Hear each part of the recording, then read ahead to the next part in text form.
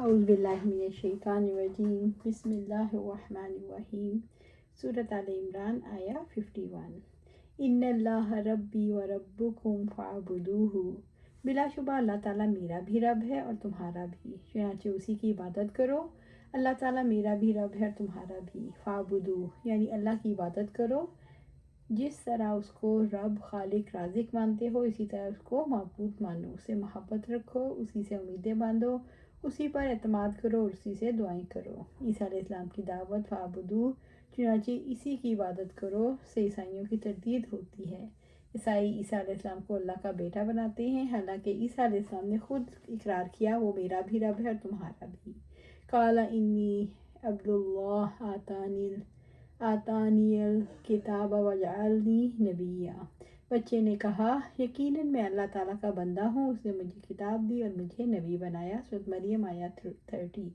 ھذا صراط مستقیم، یہی سیدھا راستہ ہے، یعنی توحید کا، اللہ تعالیٰ کی عبادت کا اور رسول اللہ کی فرما برداری کا، یہی راستہ جنت تک پہنچاتا ہے۔ سورۃ آل عمران آیا 52۔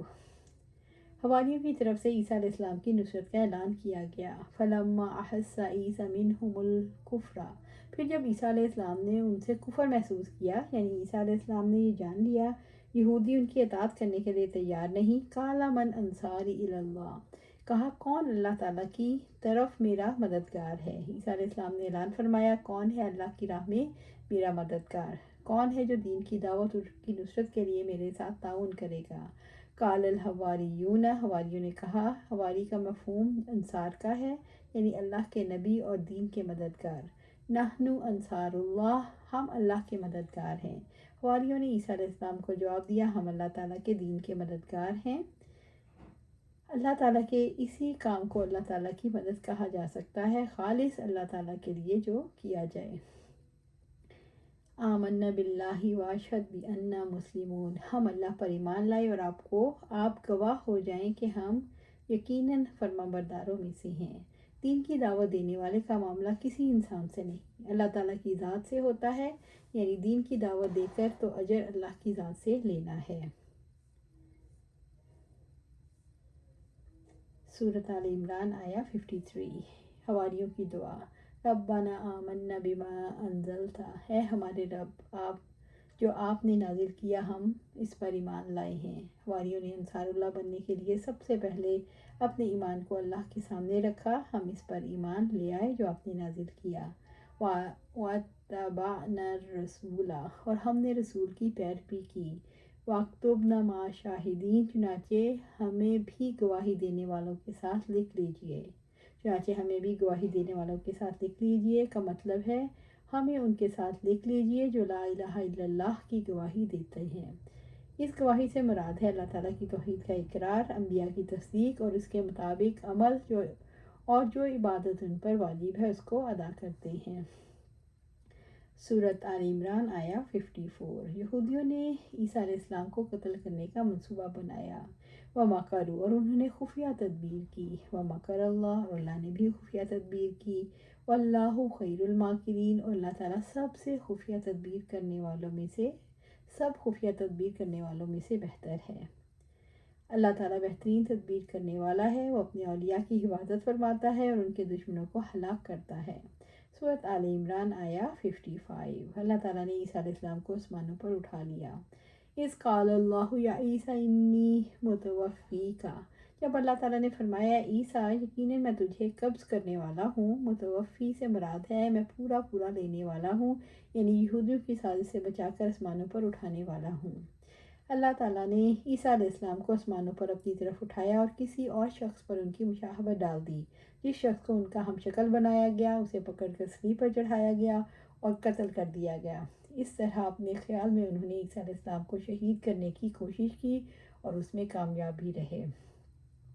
وَمَا قَتَلُوهُ وَمَا صَلَبُوهُ وَلَكِنْ شُبِّهَ لَهُمْ، حالانکہ انہوں نے نہ اسے قتل کیا نہ اسے سولی چڑھایا بلکہ ان کے لیے اس کی شبیہ بنا دی گئی۔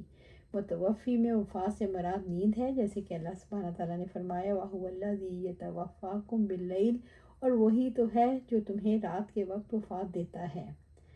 سورۃ الانعام آیا 60۔ اور اللہ تعالیٰ جانوں کو ان کی موت کے وقت اور جن کی موت نہیں آئی ان کو سونے کے وقت اپنے قبضے میں لے لیتا ہے۔ حسن بصری انی متوفی کے بارے میں فرمایا، اس سے مراد وفات نیند ہے، کیونکہ اللہ تعالیٰ نے آپ کو نیند میں آسمانوں پر اٹھایا۔ وَرَافِعُوكَ إِلَيَّ، اور تجھے اپنی جانب اٹھانے والا ہوں۔ وَإِنَّ الَّذِينَ اخْتَلَفُوا فِيهِ لَفِي شَكٍّ مِّنْهُ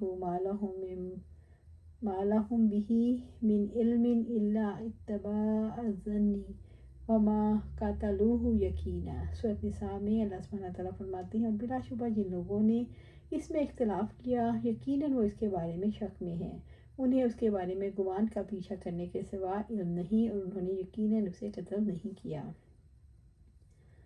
وَمُطَهِّرُكَ مِنَ الَّذِينَ كَفَرُوا، اور تجھے پاک کرنے والا ہوں ان لوگوں سے جنہوں نے کفر کیا۔ یہاں اس سے مراد ان الزامات سے پاکیزگی ہے جو یہودی عیسیٰ علیہ السلام پر عائد کرتے تھے۔ وَجَاعِلُ الَّذِينَ اتَّبَعُوكَ فَوْقَ الَّذِينَ كَفَرُوا إِلَىٰ يَوْمِ الْقِيَامَةِ، اور جن لوگوں نے تیری پیروی کی انہیں قیامت کے دن تک ان لوگوں پر غالب کرنے والا ہوں جنہوں نے کفر کیا۔